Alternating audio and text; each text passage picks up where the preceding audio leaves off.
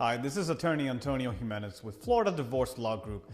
In a previous video, I talked a little bit about division of assets and what is the cutoff date for determining assets. And even though one of the parties may not have their name on that asset, it will still be considered marital if it was acquired during the marriage and there's nothing else that prevents it from being declared non-marital, like a prenup, an inheritance, etc. In today's video, I want to talk about the intentional dissipation of marital assets because the statute, Florida Statute 61.075, mentions and protects one of the parties from their spouse intentionally wasting or dissipating marital assets.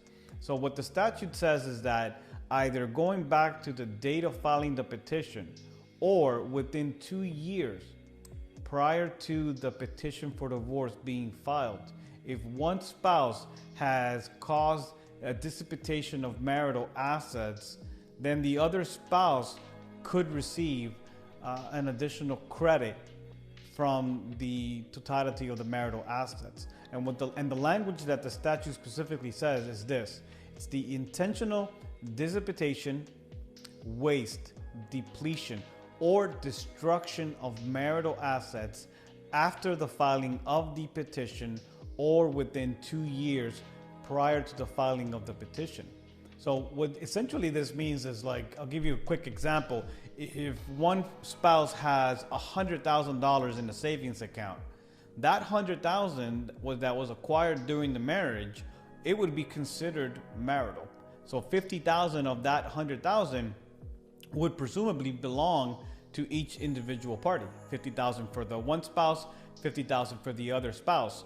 But if one spouse takes the whole entire $100,000, goes to Vegas and blows it all in gambling, okay, that would be the intentional waste, depletion of those assets. Now, the spouse can do whatever they want to do with their $50,000, but the other $50,000 that belongs to their spouse, they should not have wasted that money. So when we look at the totality of all of the assets in the case, we will ask for an unequal distribution of the assets to give the person, the party, an additional credit of $50,000. So a common example of when we see intentional waste is when one party is having an affair and they're spending money on jewelry, gifts, hotels, travel, etc. on a paramour, on the person that they're having an affair with. Okay, that would be considered a waste. But it's important to note that the court can only go back either 2 years prior to the divorce being filed or back to the date that the petition is filed. So if there's been a history of waste, goes back 5 years, 10 years, 15 years, the court can't do anything about that. Okay, the court can only go back 2 years.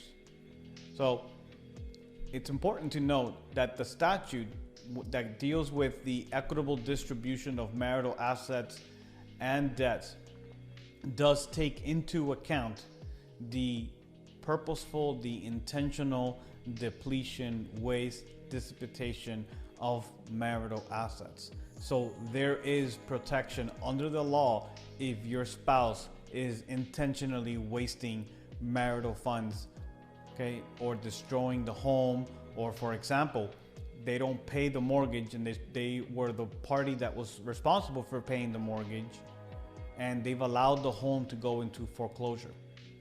They've hurt the value of the home by doing that. So those are things that we look at in a divorce, and you should know under Florida law, if this is happening in your family, in your personal circumstances, the law protects you. If you have any questions about this topic or anything else dealing with a divorce, I invite you to give me a phone call for a free consultation. Thank you so much for your time. Until next time, this is Antonio Jimenez with Florida Divorce Law Group.